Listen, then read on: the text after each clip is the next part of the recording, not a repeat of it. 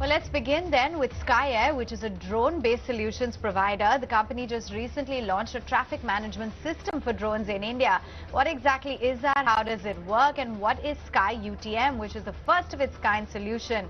Well, I spoke earlier with the co-founder and the chief executive officer of skyeair. That is Ankit Kumar. Let's hear out that slice of conversation. So clearly, drones seem to be the future. I'm going to come to that. But for now, let's understand how exactly the software is going to work. So basically, it will allow these drone operators to plan routes and make flight plans and assess risk before running their operations. So would it be akin to a sort of traffic system that we have on road? Thank you, Awan. Thank you for having me on the show. Sky UTM is clearly, one of the game changers into the industry. We're talking about Indian airspace, which is very complicated, which has got multiple levels of aircrafts flying in, civil aviation aircrafts, helicopters, defense aircrafts, etc. If drones have to take shape in a larger way, and if you want the drones to populate the whole airspace with multiple use cases and applications, as we have seen drones delivering, surveying, inspection, agri, farming, and multiple other activities that drones have proved to be a very reliable and a very big boon for the country and standing out to help different levels of industries and application segments. If that has to happen, we need to ensure the airspace is safe. We need to ensure the traffic management in the airspace is very much reliable, very much up to the limit, and is allowing different levels of drones to exist and coexist with the manned aviation. That is what Sky UTM basically does. It stitches the manned aviation and unmanned aviation and brings up different levels of technology together to ensure the skies are safe and the airspace is open for different applications and different drones to do different kind of activities. That's what we are here for, doing and trying to establish the similar levels of things. It's super interesting and super cool, might I add. Now, I understand that globally there are several companies like US-based AirMap and then you have Netherlands-based Airbus. They're offering such solutions. So are you saying that in India, a startup is the first of its kind to offer this kind of a service and that there is no one who's existing and currently doing this? Yes, absolutely. And not just that, but this startup, this UTM, the platform, is world's most advanced UTM platform. It goes in three different ways. Provides you a registration engine where you can go and register your drone for anybody who's flying a fleet of drones or anybody who's flying a single drone, from aerial filming to different other applications like delivery and tomorrow in the future even drone taxis. Everybody can register. Everybody can get to know where the airspace is there for me to fly. I should not get into a red zone or a geo zone which is not permitted for fly. Go and fly in, etc. at a certain altitude. So it makes you very compliant with the regulations. It makes you very much to go and diversify and do a lot with the drones. And at the same time, it creates levels and levels of airspace map and ground map, which helps you to navigate between the buildings as well. So say for example, you want to fly within a urban population. Now in urban population, the challenges that comes is you have a lot of obstacles. You have buildings, you have different levels of slender obstacles like telecom towers, like power transmission towers, etc., etc. This maps and this gives you everything that which is the right path for you to go and select and fly your drone, which is free from any sort of obstacles and which is effective. Because if you lose connectivity with the drone, that can result in different levels of chaos in the sky, which we don't want to happen. Sky UTM brings up everything together to provide you autonomous navigation, to provide you airspace regulation at one page, for you to prepare and create a flight plan and submit that flight plan to regulatory authorities to approve it. And in that way, it becomes one of the most advanced. Now, over and above this, look at what it provides to different single-use interface users. You don't need to download the app.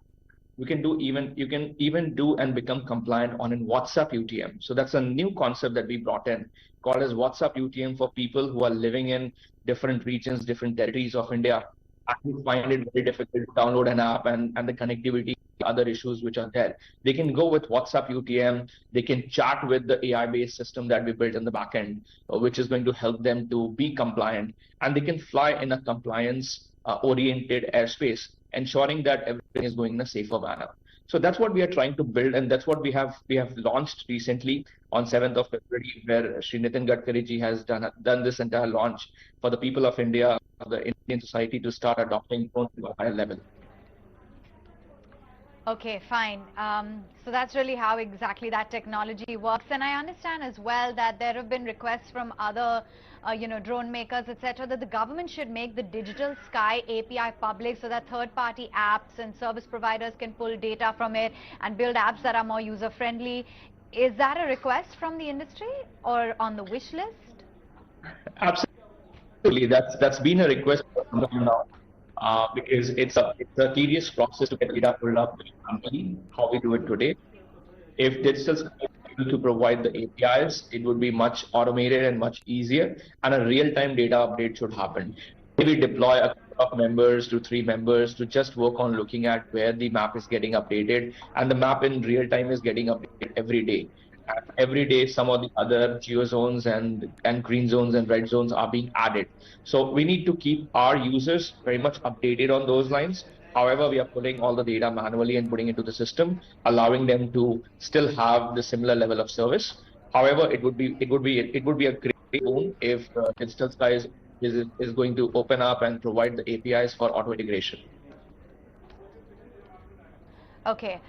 Now I just wanted some clarity to understand it better. I understand that as per India's drone rules 2021, restrictions were set as to where private entities can fly zones designated by green, red and yellow zones, etc. So now all of this information can be obtained from Digital Sky, which you're saying that, that you guys facilitate, and what exactly are the rules right now? See, the regulation remains same that you just talked about, right? You have a red zone where you cannot fly, which is a prohibited airspace, which is 5 kilometer vicinity of an airport. You have 5 to 8, which is a yellow one zone, which is again subject to ATC approval, and subject to further approvals only you can go and fly in those corridors. And then you have yellow 2 and green zones where you can go and fly, but you need approvals, etc., to count in and come for. Green zones are some approvals. However, you need to coordinate with ATCs, etc., if there are any geo zones, and you need to take permissions from geo zone authorities in that particular way. That's the regulation today, which is very fair, simple, and has been deployed for over a year now, and which is allowing the airspace to get populated and drone applications to literally take shape and rise. Now, what is happening today, if you look at a pilot today looks into the Digital Sky airspace map, plus the whole area where I can fly, where I cannot fly. Go to Google Earth, plot a line, look into the terrain data, look into the altitude at which they need to fly, and as per regulation, we cannot fly over 400 feet AGL. So the pilot needs to ensure that he's flying not over 400 feet AGL. He needs a lot of data on terrain. He needs a lot of data on other activities as well. And then the third thing, he looks into the weather engine. He looks into the what kind of weather is going to be, is it windy, rain, etc., to start the entire equipment. And there are levels of platform that one person currently uses. Just to give you a gist, there are 6 to 7 platforms a person currently uses to prepare a flight plan and then go and execute that flight plan. But the question is that whether everybody is aware about where the drones are flying in the airspace or not. The answer to that is no. Not everybody is aware about where the drones are flying. The whole idea is to make people more compliant, link all these 7 systems, what they're using today, to one system. And that is what SkyEair essentially offers. It's one system where you have all the 7 data that you can utilize it, you can take advantage of it, you can put your flight plan, and that flight plan in the back end is also submitted to approval in yellow zone, etc., or to green zone authorities or to geo zone authorities, and they can approve, they can disengage, they can say, they can deny, etc. And based on that, we come back and we give it to different users what they can do and what they cannot do in the airspace. So advisories are given by us. If there is a heavy wind heading that way, we provide advisory on there is a heavy wind, big gust wind which is heading your way. It's not advisable to fly. So all this advisories is provided onto the system, and that helps users to plan things better. That helps users to become more compliant. Right. to find So, a you know, right I airspace. just wanted to understand from you really the future of drones, because it really seems that with the kind of advancements that we're seeing in AI, drones are really becoming a lot more intelligent, more efficient, and even capable of tackling a lot of sophisticated tasks. So what exactly is the next breakthrough when it comes to technology for drones, and how do you see it really taking over? What's the future? So I think we have, last couple of years, it has been about the adoption of drones. Today, we are talking about a wider adoption and scalability of drones. A lot of technology has now started being built in India. And that's where we go towards a technological Atmanirbhar Bharat, where things will start developing at a very, very high scale. The batteries, the motor controllers, etc., everything will start happening and everything will start becoming more indigenized. While that happens in the background, the adoption is really increasing in different sectors, especially agricultural and delivery. And these are two sectors where it is required. And it eases a lot of things which are going in that direction. So I believe 2023 is a year where delivery, agri, and towards the end or early 2024, even drone taxis will start happening. And you will be able to see the airspace with multiple drones flying for different application, different purposes.